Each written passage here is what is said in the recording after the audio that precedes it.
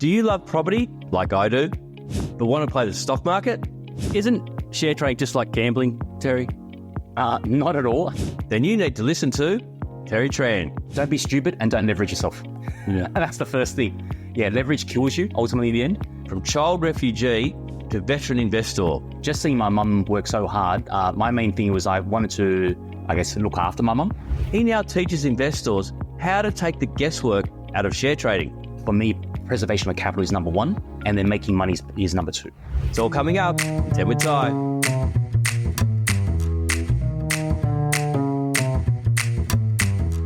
Hi, I'm Tyron Hyde, the CEO of Washington Brown, the property and depreciation expert. Now, I'm a qualified quantity surveyor and also a best-selling author who's helped hundreds of thousands of property investors over the years pay less tax through depreciation. I'm also an avid investor, which is why I created the podcast series 10 with Ty, where I ask the smartest people I know the same 10 questions to unlock the keys to their success and hopefully leave a playbook for my family and your family too about investing. Now, this podcast is general in nature and not specific to your financial circumstances. We always recommend you sit down with an accountant or financial planner before making any investment decisions. Now, let's get on with the show.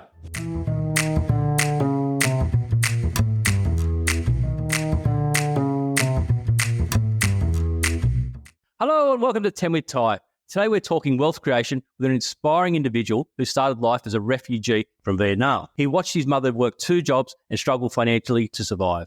Then nearly worked himself to death in the corporate world before embarking on a path to financial freedom through share trading.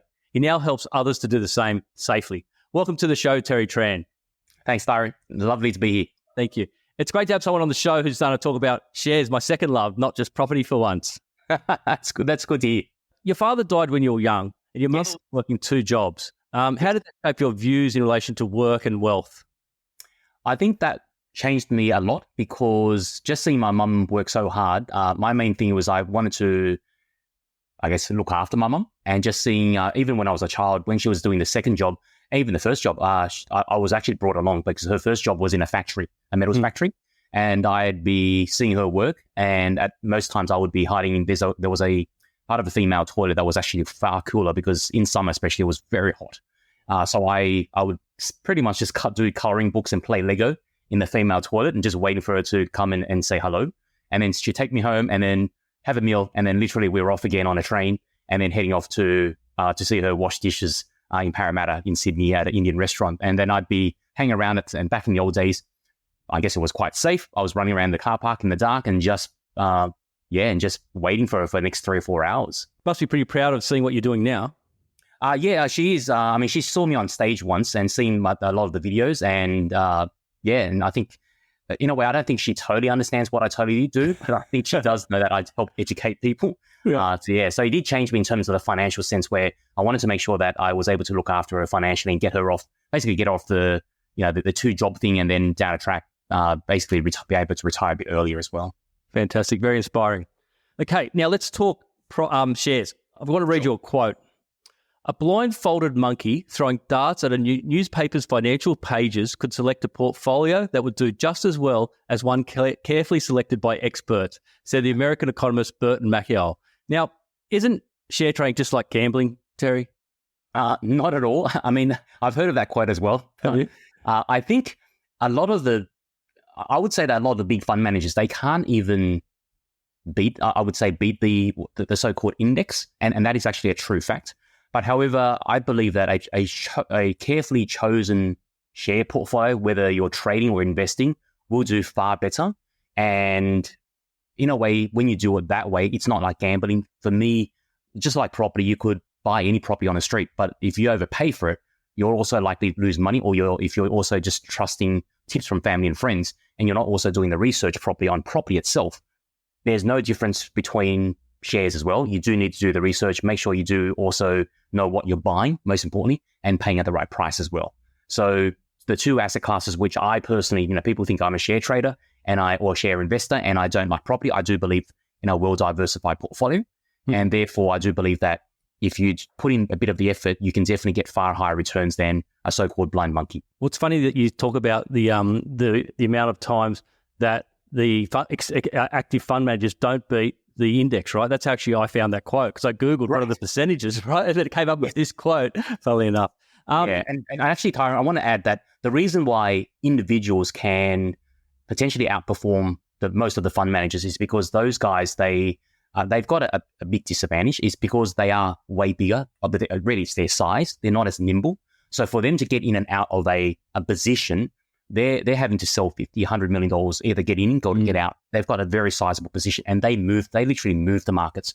Whereas for us as individuals, we're far more nimble because of our size. We can get in and get out far more quickly as well. Does that then enable your investors to get into more illiquid stocks rather than the big fund managers, thus being able to get to trade when they want to trade rather than having to do the $50 million plus trades? That's definitely a true statement for sure. But however, even for myself, because for me, I'm all about risk management. So even for myself, I generally don't like illiquid stocks. I tend to go to the bigger end of town where the big fund managers are because money can still be made there, but be done in much safer way as well. So the likes of Apple, Microsoft, I actually like those type of stocks. So I'd still go there. Whereas I really, because of the risk management, I really avoid those liquid type stocks as well. Tell me about Freedom Trader. Sure. Are you giving people the tools to work out which stocks to buy? Or are you telling them which stocks to buy? No, my first and foremost is actually educate. So for me, I actually want to educate them, but I'll also show them where I guess there's a lot of free tools out there as well.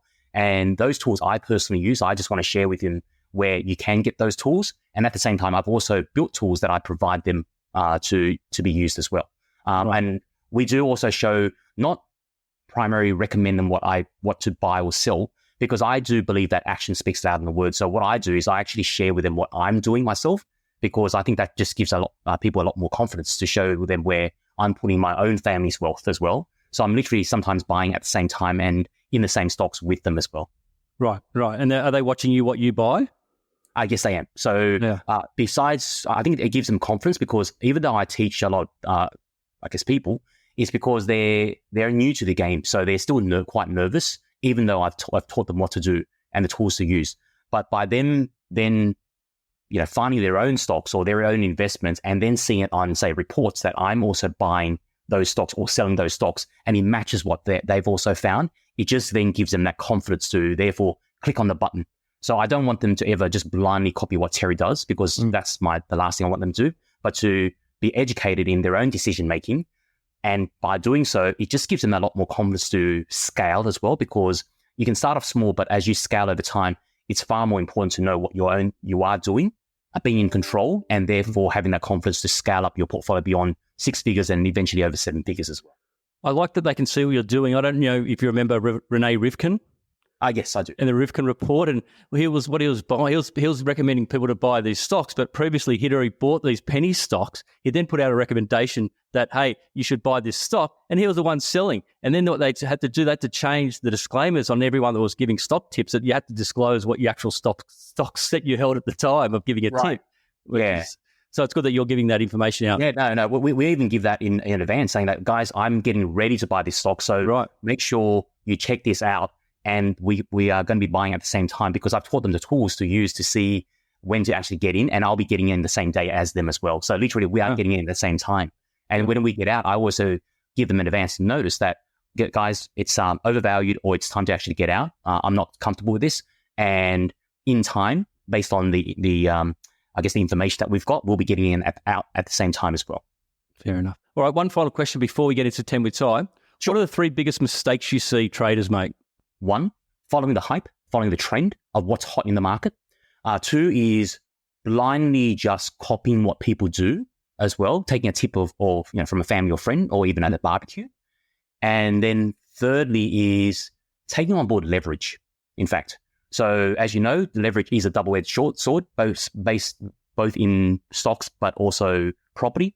But with stock leverage, far more dangerous, because there's a thing called margin calls with margin lending. And even with things like derivatives like CFDs, at any point in time, you get margin called, unlike property, which is, the banks are unlikely to give you basically a margin call. So that just doesn't happen. So a lot of people take on board the leverage, thinking that everything's going well. But then when things change, they get caught up with too much leverage as well. Happened twice to me. Once in the tech crash and the giant C. I had too much gearing, and it snowballed. And literally I had to put in a shitload of money or sell stocks. And I chose, luckily, to sell the stocks. It pretty much wiped out my share portfolios twice. But I'm glad I did that rather than having to get equity from my house or from my business. I just decided, no, I can't do that. So that's when I wish I learned more about stop losses back then. I didn't really have much of it, but maybe we'll talk about that when it comes to your worst investments and how we can limit those worst investments. We talk about stop losses. Yes. All right, let's play Tell with Ty. You ready? I've got a button here I'm going to press, Terry, before we get started. No worries. It happens every time. That's good. That sounds like makes me laugh every time. All right, Terry, what has been your best investment? I would say informal education. So I know we all get educated in Australia. We've got great education system, but however, there's nothing about finance and investing and how to make a financially free life afterwards. So definitely a lot of informal education, some good, some bad, but overall, just that education on across all boards. Whether I actually started off with more on mindset side. So the likes of Tony Robbins, things like that. I actually went into that when I was quite young, at 17, 18. Yep. So that was my first, foray into education, informal education. And then afterwards, every program that was under the sun, literally, I just went to those investment, whether for property as well as stocks as well. I did them all. And I think I would consider that as the best education ever, because you learn about all the different asset classes and knowing what to do going forward as well. Yep. It's been an overwhelming theme. Investing in yourself and knowledge has been one of the overwhelming themes when that comes to that answer. But what has been one stock that you've been, God, I got that one right? It would be actually Apple. Apple? Okay. Yeah, it would be Apple, because the fundamentals, when Jobs came back in, the fundamentals were great. But then when Warren Buffett initiated his very first purchase, we could see that. And when knowing Warren Buffett, he's not a trader. He's a long-term value investor. So he could see value in Apple. And then that made me very confident that he's seeing something that I'm seeing, undervaluation. And then over time, knowing that he was going to accumulate as well. And I was accumulating at the same time with him. Yeah. I saw that too. And I wish I kicked myself that I didn't. I've actually kicked myself more when I was actually at a pub. And a guy said to me who worked for a telecommunications company, said, and Apple had just relaunched their phone. And Steve Jobs done it. He said, and it was like, what, 20, it was ridiculously low. And he said, you should buy this. This new phone's really good. I wish I did. Anyway, question number 2, Terry. What has been your worst investment? I've actually had so many. I can't choose your best one. I have had a lot as well. I don't call them as mistakes, because you learn from them. And that's why I try to teach our members to not do what I've done as well. So there's many mistakes, so to speak. We usually get 8 to 9 out of 10 investments right. So that's not the issue, but it's more of what I did structurally. So back in the old days, I was writing, I believed in all that get rich quick as a young guy. Writing options, I think would be, with leverage, was probably one of the worst. And I was probably seduced into the fact that I was getting getting good returns of that 1 to 3% per month. And I was getting month in, month out. And I did that for a whole 2 years. So you can imagine, 2 or 3%, 20 odd, 30% return income year in, year out. And it happened actually for a whole 2 years. But then when the market turned, it just wiped the entire 2 years of profit out, plus more. And at that time, it was $250,000 overnight, literally in 1 hour. And that I would say is the worst, in so-called investment as a young 21, 22-year-old ever. Yeah, right. How do you teach your members to limit their loss? Are you teaching them a stop loss strategy or a trailing stop loss strategy? Yeah. So first and foremost, whether you're investing or trading, our first thing is that to understand what the world is and where it's going through at this point in time. So we understand the macro side. So that limits the world blowing up, so to speak. So when, for example, GFCs, coronaviruses, those type of crashes happen, they don't happen overnight. There's always data showing up to say there's a problem brewing. So when we see that, we actually are very cautious. So we start actually liquidating to make sure that we get have a lot of cash back in our accounts. But how do you see that? Oh, there are actually quite a lot of free tools out there that you can see the liquidity of banks, the liquidity of the financial system, and also the fear and greed of what the public actually is at this point in time. So there's actually quite a few. There's 6 tools in total, so they're actually there. So I just show the members, what they are, but also how to read them. So that's one. The other thing too is fundamentally an analysis of whether you get into a stock short term or long term. It is important that you know what you're buying into. So they're not companies that even though you're trading, you buy into them, and all of a sudden you hear bad news that they're going to go bankrupt the next day. So fundamentally, those stocks need to be also very strong at the same time. And then finally, the other thing too is, you talk about stop losses. If they are trades, to also have stop losses in place as well. So have basically a percentage level where, things have gone wrong according to where it should be. And therefore, it just automatically liquidates you. That position anyway. It's just two things. So firstly, is it a case then of sometimes it's better to do nothing, get out of the market and sit out and wait because the risk is higher than being in the market? Oh, yes, for sure. Yep, for sure. So, for example, I'll just give an example of real-life case studies. GFC, we saw the market, back then I was still managing funds, and we saw the market 3.5 months, there were signs that there was something wrong. I didn't know what was happening, but we could see that the markets, the tools were breaking. And it wasn't just one tool breaking, it was actually one by one. They were all ducks lined up, they were just breaking one by one, and we could see that something was wrong. And I'm not just to say that I could predict that there's going to be, that day there'll be a market crash. I can't do that. No one can. If someone says that, it's BSing. But however, we could see things breaking. So I was actually quite early. Too early, in fact, that I started getting out and liquidating a lot of our overvalued positions. And by the end of it, by the time it actually happened, we had about 80% cash. Still 20% of, I didn't liquidate everything, but 20% of the portfolio was still invested with undervalued stocks. We kept that. So that was one. And then the other one was, for example, even Corona, we could see things breaking. It was telling us that the system was breaking. Liquidity of banks were drying up.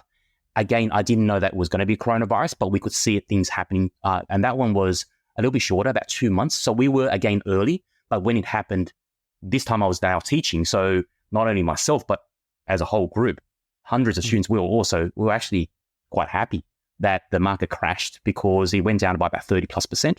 And we had all this cash ready to deploy again and buying undervalued assets.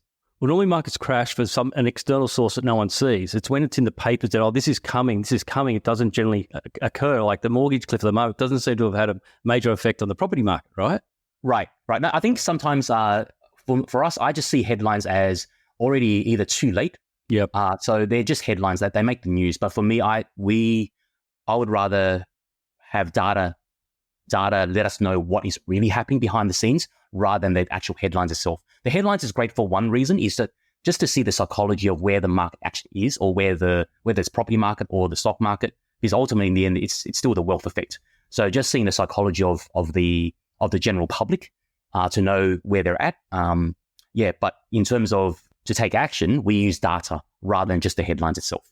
I think I should briefly explain to people what a stop loss is. So, for instance, if you buy $100 worth of stocks, you can tell the broker that if it goes down 15%, an automatic trade kicks in and sells it at $85.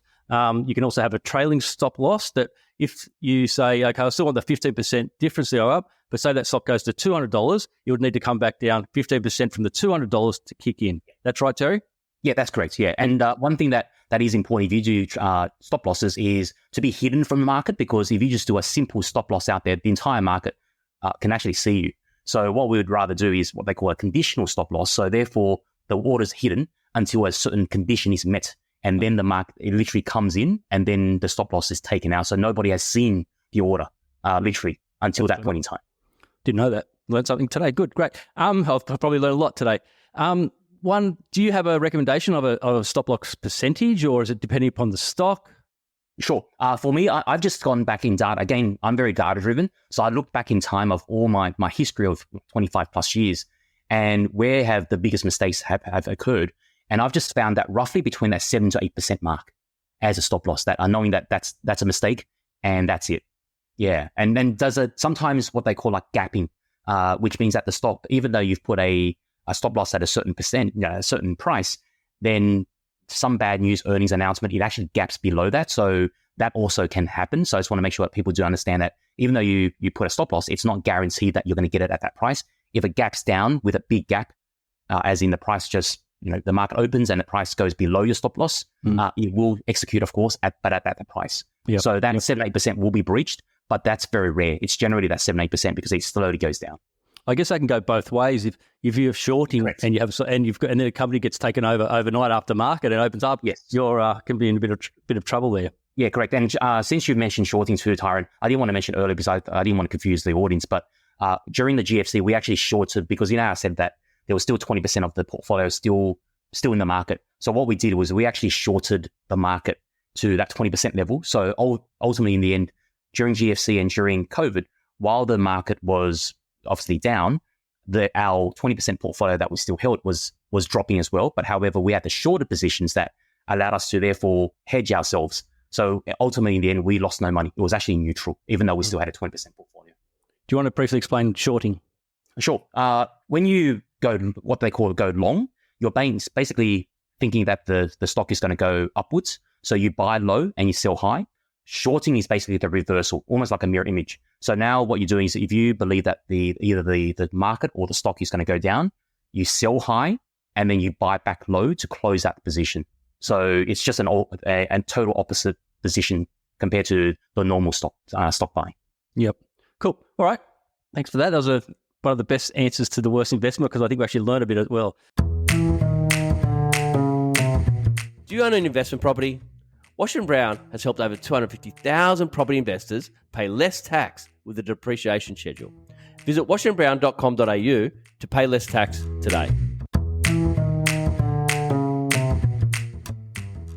Question number 3. What's been the most valuable investment advice you've ever received, Terry? I think importantly that you get educated by someone who's actually done it, not someone who's just out there peddling their course and has actually never done it and probably watched a few YouTube videos and decided that now they're an expert and I'll put up a course and sell it for thousands. So for me, my education was after I had all those losses at the beginning when I was young, 19 to 21, that was a very bad experience. I realized I actually knew nothing. So what I did was I went back to the Oracle at Omaha, read through his Berkshire Hathaway, the letters, and just realized, wow, now this is the way to go, value investing. And then by also being out there and contacting as many fund managers, super fund guys that were running big funds. And of course, these guys do know what they're doing because they're running our super industry, for example, retirement funds. And then did I get a lot of rejections? Definitely. I did get quite a few rejections that, no, waste of time. But there were quite a few that just saw the enthusiasm. So they had coffees and lunches with me over time. And then that's how I learned what they were doing as well. So I was learning literally from the people who manage people's money. So I think it's important that you get knowledge and education from people who have actually done it. I agree. I don't know exactly what it's like in your industry, but in the property industry, it's the amount of people that have bought 1 or 2 properties and then become property experts. It's quite yes. astounding in my Facebook feed, let me tell you. Yeah, and I think it's the same thing with a few people who hit it on, say, AI stocks, and they make a bundle, just purely the right timing, and all of a sudden they just become an overnight expert as well. Yeah. Great. All right, number 4. What's your ideal portfolio mix? I know you're not into Bitcoin because I saw you on a YouTube channel say you don't do Bitcoin, but what's your ideal portfolio mix? I think this is going to be different to everyone depending on your risk tolerance and also your age as well. Yeah, so I'm in my late 40s now. So for me, I've still got a lot of time until retirement, and I just go for the growth side. So therefore, for me, it's 80% more towards 7 to 80% stocks, and then the other 20 to 30% on the property side. The reason why I like stocks more is because it's liquid, it's unleveraged, and in terms of what you're making. And then the other side, which I still like as well, the property is because of obviously the bank's giving you that leverage as well. And it is very much safer leverage compared to stocks. So having sort of both of them, but more towards which is where I'm strong at anyway, towards the stock side, having that grow without leverage, basically return on assets, return on equity is the same thing because of without the leverage side. But then the property side, you're getting that extra leverage side. So you're getting a higher return on the ROE, basically, return on equity. But within your stock portfolio, for me, I have about 40% of my stock portfolio in banks because they never lose money, about 40% in mid caps, and I generally like ones that pay dividends. Some of their shareholders are buying and buybacks are on. So I kind of like those kind of stocks. I find them. And then I have about 20% in a mixture of REITs, real estate investment trusts, and about 5, in that 20%, about 10% REITs and 10 of play things, I call them, or the fund stocks, right? Low caps. What about you? In your portfolio of stocks, do you have a market weight of each? So this will be a surprise to a lot of people. I don't, simply because I'm like the fund managers. I'm not I'm not, there's no, I guess, rule book that I need to follow. So for me, I just see what I do is I generally try to have 50% over time, growing a 50% long-term portfolio, and also a 50% shorter term / income type portfolio. What that means is on the longer term portfolio and both short-term portfolio, there's no percentage wise where I say, I need to have this such and such in, real estate investment trusts, such and such in banks, such and such in technology stocks. I don't have that. The reason being is that I allow the market to give me the opportunities. So when the market is on sale, I see what industry and what stocks are on the most sale. And if they're on the most sale, they are also the lowest risk. So we'll slowly add positions there. And it naturally just diversifies, but also naturally lets your portfolio, I guess, in terms of percentage wise, diversify to whatever percentage it actually is based on what's on sale at that point in time. So if that makes sense. Yeah. So you're, I guess, a bit more of an active trader. Are there any stocks that you've held for like 10 years or they're constantly rolling over? Oh, yeah, for sure. So 50% of the portfolio is definitely more longer term. So they're not active traders. They're more where I'm going to be buying them and holding them for a long time. Because I always say that there are some stocks that should be held long term. And there are also stocks that should never be held long term. And the ones that are held long term, generally they've got a global presence. The likes of the Googles of the world, the Apples of the world, they've just got a global audience that they serve 8 billion people. Whereas even though I live in Australia, I generally more trade our Australian stocks. I love our banks, not because of the dividends. I love trading them twice a year. And I trade up the likes of Telstra. Don't like their financials because ultimately in these companies, their profitability is capped. Their so-called blue chip just means that they're big, but they don't necessarily mean that they're they are profitable, don't get me wrong, but their profit margins and profitability is always capped to that 26, 27 million people with migration coming through. So I'd like to trade them a couple of times a year because they just always, it's like a wave. They come down, undervalued, I buy them, overvalued, I sell them, undervalued, and then I just take that money and I'll go somewhere else. On the long-term side though, generally they're global companies. And I know that they've got this global audience. They finish, for example, like Apple, done with China. Now they're moving their factories and also their new clientele into India. So that's another 1.5 billion people to serve. So therefore, they're the longer term investments because I know over time their profitability will keep on going up and up and up.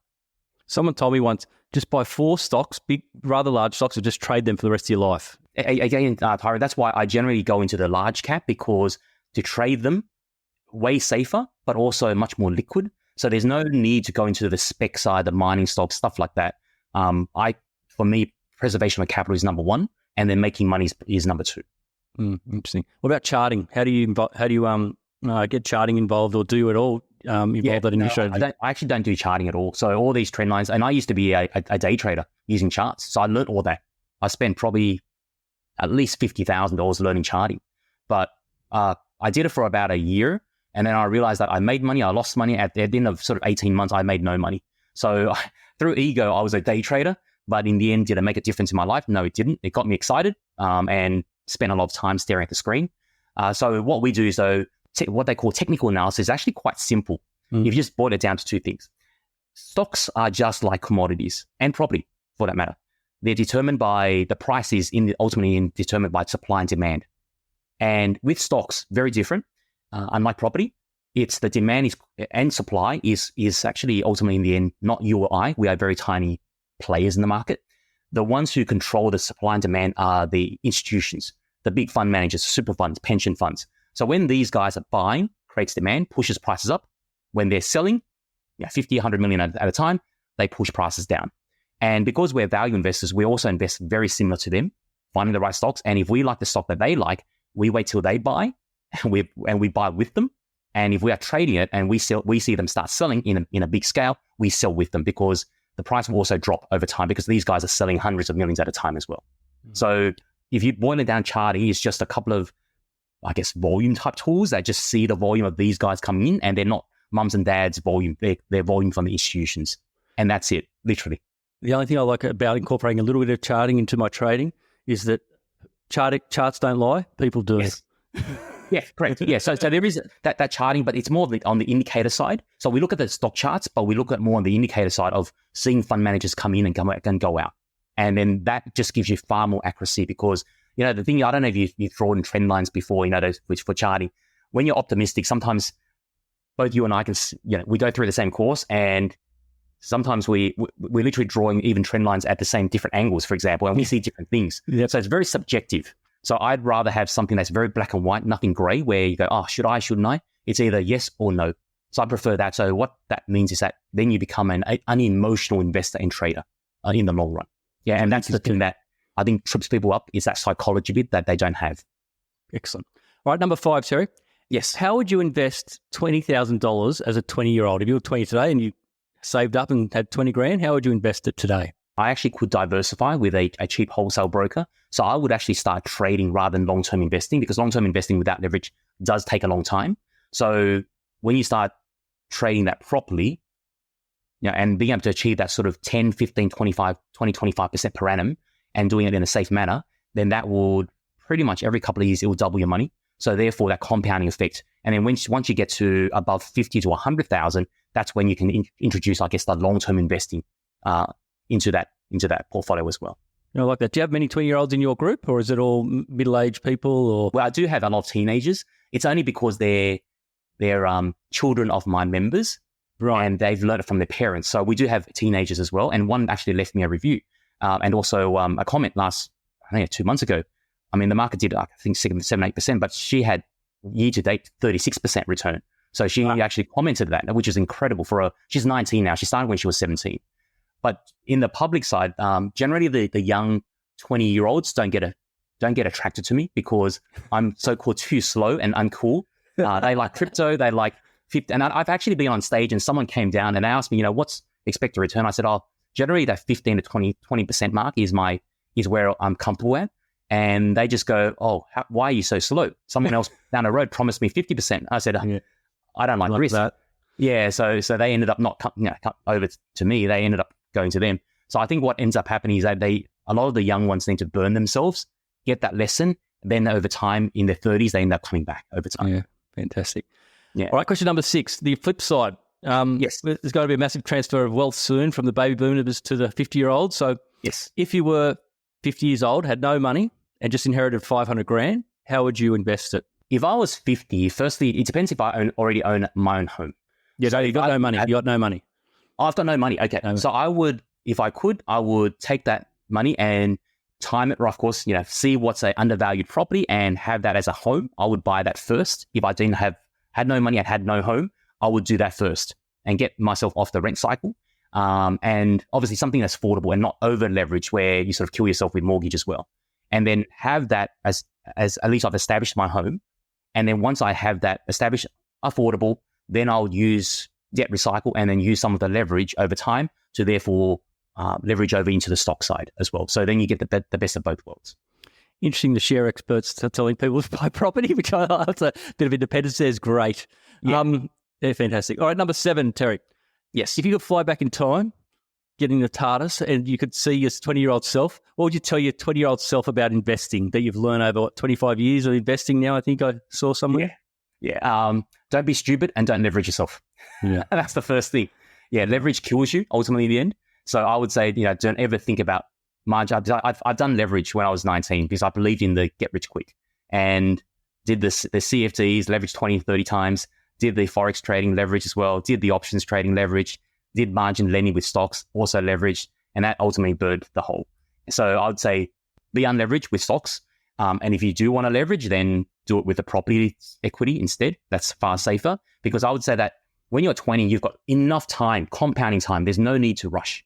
Have that patience and build wealth the proper way. Because by the time, if you do it properly and without leverage and just do it safely, by the time you're 30, you'd actually be, you do very well. Yeah, without that. I tried CFDs. You want to explain a CFD is a contract for difference. I'll let you explain it in a second, but I had a go at it for about a month and I saw how much leverage you could get and I ran. It's just scary, right? Yeah. But people think that when you buy CFDs, you own the share. You don't. It's what they call a derivative. So it's the price is derived from a share, but it's just a synthetic contract that is priced to a share. But the thing is that they give you a lot of leverage. And depending on which provider, some in the old days, they used to give you 10 to 20 times. But then these days, I believe they go up to 50 times as well.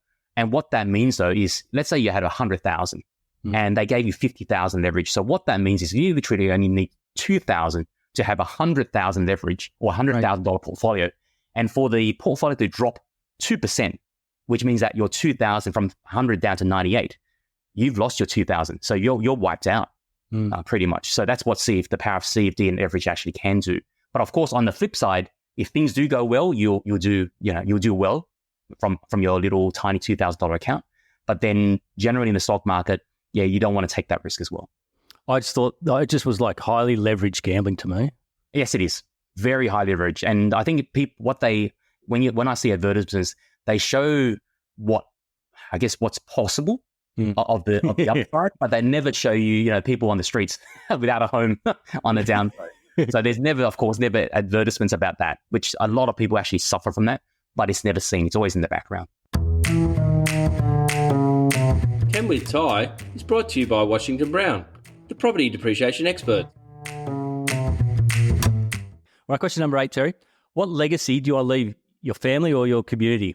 I think firstly, I want to be known as a great son to my mum, a great brother to my siblings, and also a great, friend to my friends and family, and also a great mentor to people who actually want to learn this properly.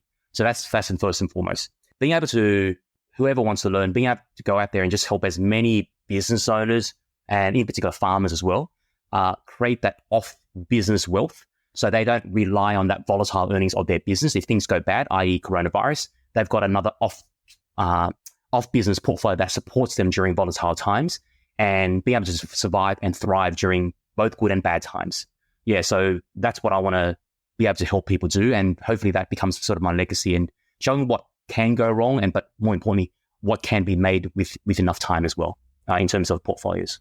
That's great. I saw on your YouTube channel there were a lot of farmers. How did that come about? Are there a lot of farmers in your course? Or Yeah, no. I'm actually, funny enough now, I've become the biggest farming educator in the country now. Really? Stocks. Yeah, literally. We've got over 400 Aussie farming families with us now across the land. Wow. And it started with one. And this was going back 6 years ago when I was introduced to a farmer. And I actually wasn't sure whether I could help the farmer because farming, the numbers, but farmers are actually very, they're obviously to run a farm properly and survive, they are very smart people. So it's just that they've never been introduced or had that education. So that one farmer, I would also say farmers, because of that one farmer, I could see how farmers could become very good stock investors. And they actually are, because they're so used to, they've got patience because they're so used to that sort of the seeding and then the harvesting cycle. So they're willing to wait that sort of the cycle, which is like the stock market as well. So they've got that patience. And when things don't go always 100% right, they're also very persistent. So then that one farmer did very well. I believe he did his first year, he did about just over 15%. And then I was invited to a farming conference association, and he was there. So I asked him, would you mind going up on stage with me and sharing your portfolio on the big screen on the Excel spreadsheet? And literally we put up on the big screen, and we just went through his journey. And that there was about almost 100 farmers in the room, and then they saw that in them, and it was from there that the whole thing started. And then over time, word of mouth became what it is today.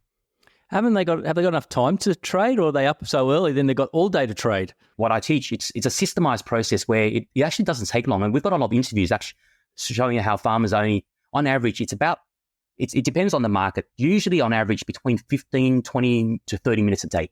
Right. So yes, they do have time, provided they make that time. And everybody's got that if they really want it. So it's not staring, unlike, the day trading, you're staring at the screen. You're not. When you're systemized and you're process driven with like a checklist, you're literally just following a checklist. And then if it's great, you take it. If it's great, if it's not good, or the market's not the right timing, you switch off the PC and just enjoy life on the farm. There's no point in trying to stare at the screen and trying to find something because there's no low hanging fruit. So we go for low hanging fruit instead. Yeah. And if there's no low hanging fruit, we just, enjoy life, literally. And are they trading Aussie stocks or NASDAQ, or what is the majority of your... Both. So I would say 80 to 90% of our investing is in the US market because all the global companies are there. The liquidity is there. The S&P, of course, 500 Fortune are there as well. The Aussie stocks, like I said, a lot of them are not for long-term investments, more on the trading side. So when the opportunities do happen, we do trade and invest in the Aussie market as well.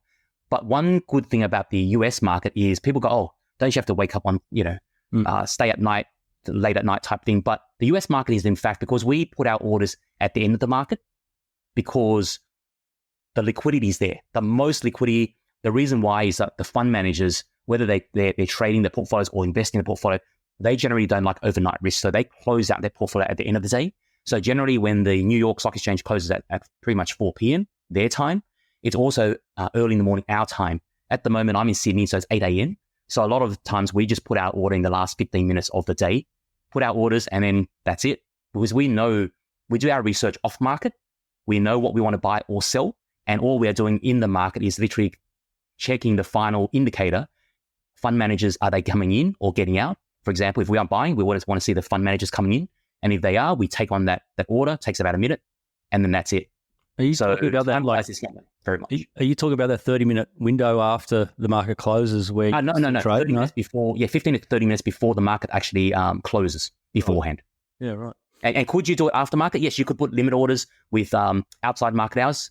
If you miss the market, you could do that as well. And generally, 90% of the time, you actually get that order taken as well. Cool. All right. Now, you've had an interesting upbringing. Yes. But what does success look like to you? You look pretty successful now. What does success look like to you, Terry? I think for me, it's obviously having love in your life, having people care about you, you caring about people. So that's one thing. The other thing too is definitely health, because I want to stay healthy, because as we get older, people forget that health is pretty much what they have. You can have all this money, but if there's no health, there's no point.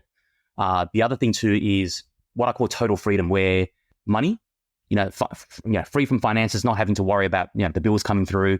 So having that freedom for money, monetary, but also freedom for time, being able to be wherever you are around the world, being able to do whatever you want with whoever you want.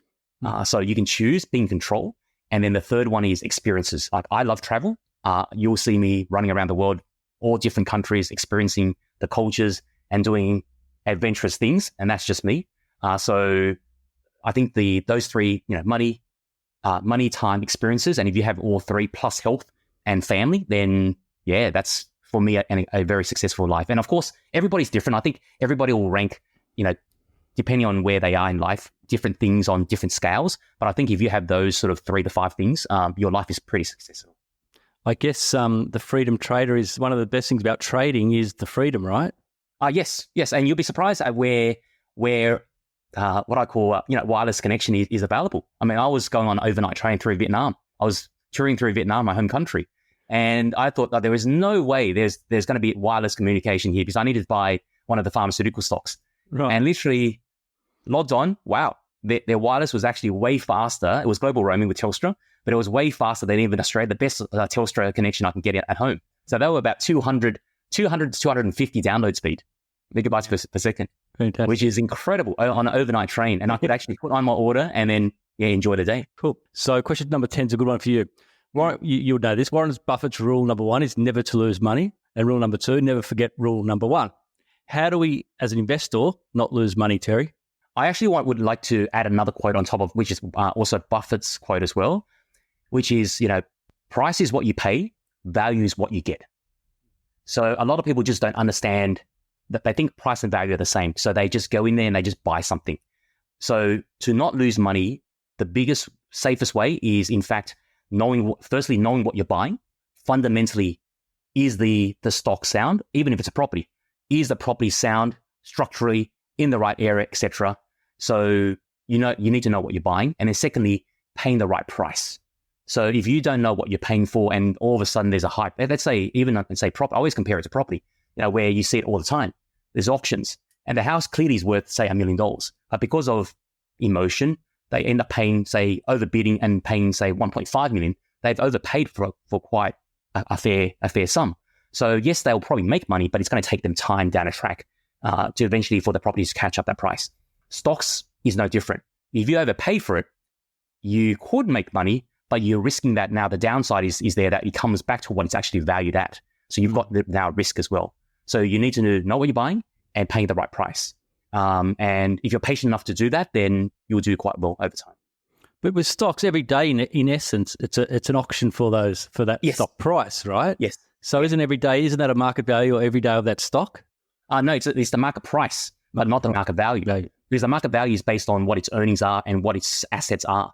So that's why I show our members how to actually fundamentally evaluate a stock and value the stock. So fundamentally, it needs to be strong. It's making profits. Its return on equity is right. Its return on assets right.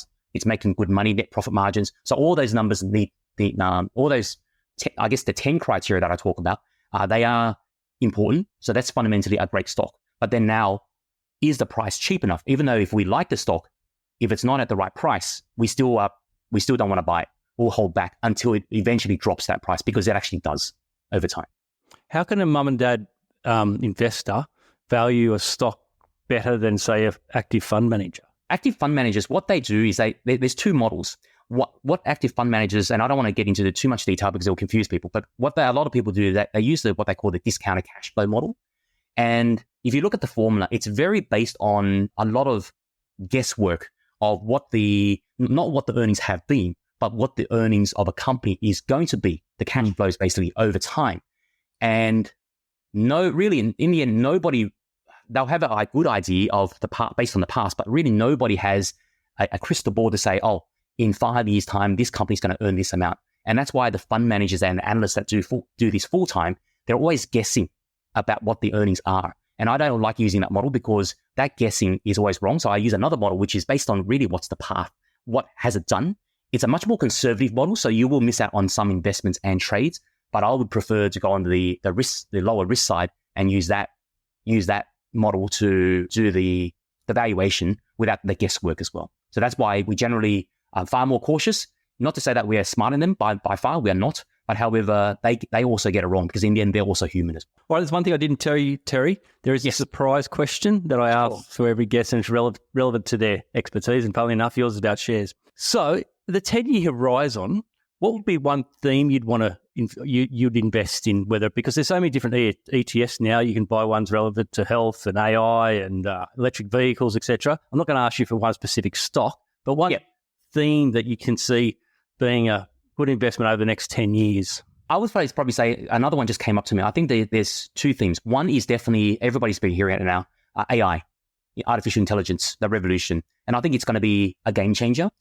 And there are a lot of company stocks that do deal with that industry, but not all of them are equal. So there's a lot of semiconductor companies coming into that sector, prioritizing the chips that go into that industry, etc. Of course, the electric vehicles, etc. as well. So all that is going towards there. But however, still the underlying theme, no matter what, is, yes, that's a great theme and trend, but in the end, you still need to pay the right price because you can go into that sector, but if you overpay for it, you're putting on board an extra risk that you shouldn't have. But if you pay the right price, and there are plenty of stocks that are part of that AI revolution, but they are not valued correctly yet. So they'll get there, but they are actually undervalued. So you're actually better off buying those companies first. They probably won't have explosive growth as some of the others that already have, but the risk is far lower as well. So that's one thing. The other thing that I'm seeing is that the changeover from where everything was made from China, etc., back in the last couple of decades, and now, and plus also the market as well. There's a lot of other emerging economies that are coming out into the world as well. And also not even just that, but also the production. A lot of these companies, global companies, they're seeing risk in China. So therefore, they're actually pulling back a lot of or diversifying their manufacturing base across to other countries as well, like India and also Vietnam, my home country where I was born.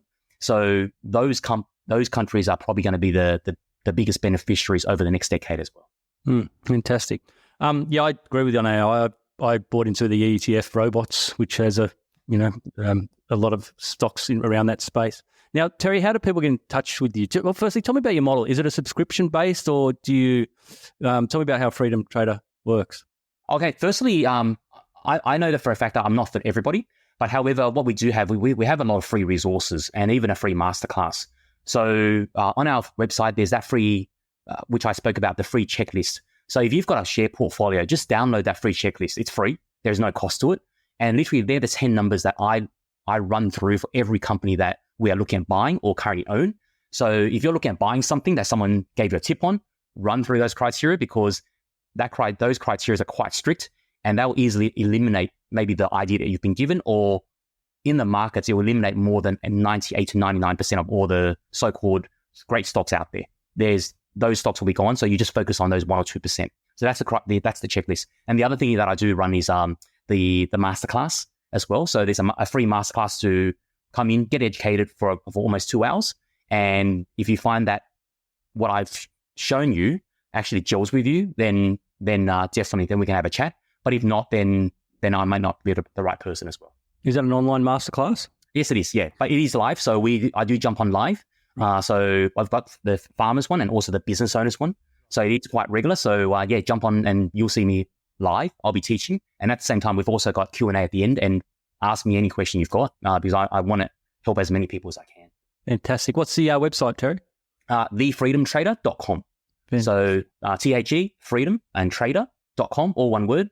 And for the checklist, I believe it's just go into that site because you'll see the checklist pop up actually. I think I'm going to join a masterclass, Terry. No problems. Well, thanks so much for coming on. I've learned heaps. It's been unreal. Thanks again, Terry. No worries. Yeah, a pleasure being here, and hope that I've been able to, sort of. If you own an investment property, then Washington Brown can help you pay less tax with an ATO-compliant depreciation schedule. Visit washingtonbrown.com.au to pay less tax today.